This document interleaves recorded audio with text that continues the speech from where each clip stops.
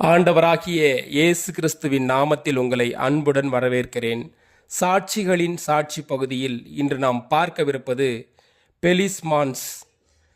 உம்மில் மகிழ்ந்து களி கூறுவேன், உன்னதமானவரே உமது நாமத்தை கீர்த்தனம் பண்ணுவேன். சங்கீதம் 9ஆம் அதிகாரம் 2வது வசனத்தில் சொல்வது போல இந்த சாட்சிகளின் சாட்சி பகுதியில் பெலிஸ்மான்ஸை பற்றி சற்று விரிவாக பார்ப்போம்.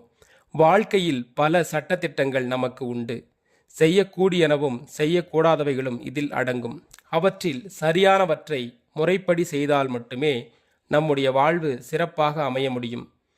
பெலிஸ்மான்ஸ் ஒரு சிறந்த கல்வியாளர். எபிரேயம், கிரேக்கம், லத்தீன் மொழிகளில் நிபுணர்.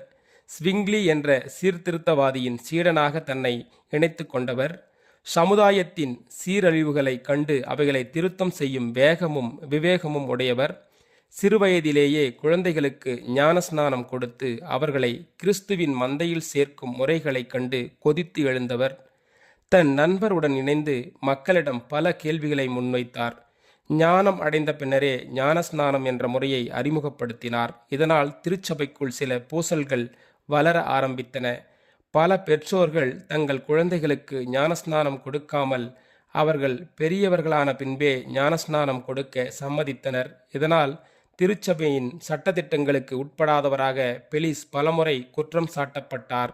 சிறையிலும் அடைக்கப்பட்டார். நியாய விசாரணையின் போது தண்டிக்கப்பட்டார். இதனால் புதிய சீர்திருத்த சபையை தோற்றுவித்தார். மக்கள் கூட்டம் இவரை பின்தொடர்ந்தது. பெலிஸ்மான்ஸ் கலகக்காரர் என்ற முத்திரை குத்தப்பட்டு 1527ஆம் ஆண்டு கைகள் இரண்டும் ஒரு மரத்தில் கட்டப்பட்டவராக படகு ஒன்றில் ஏற்றப்பட்டு பனிக்கட்டிகள் நிரம்பிய தண்ணீருக்குள் உயிருடன் மூழ்கடிக்கப்பட்டார். மரண வேளையிலும் கிறிஸ்துவுக்குள் நிலையான உறுதி கொண்டவராக தன் தீர்மானத்தில் நிலைத்து நின்று கிறிஸ்துவின் கரங்களில் தன்னை அர்ப்பணித்தார். இவர் எழுதிய பாடல்கள் இன்று அநேகரை கிறிஸ்துவுக்குள் முதிர்ச்சியான ஞானஸ்தானத்தை பெற ஊக்கப்படுத்துகின்றன. ஆம் அன்பர்களே, நாமும் அதுபோல கர்த்தருக்குள் ஒரு சாட்சியாக வாழ்வோம். ஜபம். எங்களை அளவில்லாமல் நேசிக்கிற அன்பு தகப்பனே, இயேசுவின் நாமத்தில் இந்த நாளிலே அப்பா உமது கரத்திலே எங்களை ஒப்படைக்கிறோம் ஆண்டவரே.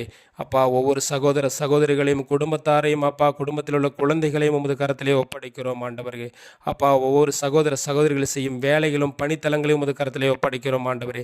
அப்பா, ஸ்தோத்திர ஸ்தோத்திர ஸ்தோத்திர ஸ்தோத்திர ஆண்டவரே. இயேசுவின் நாமத்தில் அப்பா தற்கொலை எண்ணங்கள் இயேசுவின் நாமத்தில் அப்பா மறைந்து போகட்டும் ஆண்டவரே. கடன் பிரச்சனைகள் மறந்து போகட்டும் ஆண்டவரே. இயேசுவின் நாமத்திலே பில்லி சூனிய கட்டுகளிலிருந்து விடுதலை தருவீராக தகப்பனே. குடும்பத்தை சீர்குலைக்கிற கெட்ட அசுத்தாவிகள்லாம் அகற்றி போடுவீராக தகப்பனே. இந்த நாளை உமது கரத்திலே ஒப்படைக்கிறோம் ஆண்டவரே. இயேசுவின் நாமத்தில் ஜபிக்கிறோம். ஜபம் கேளு ஜீவனுள்ள நல்ல பிதாவே. ஆமேன்.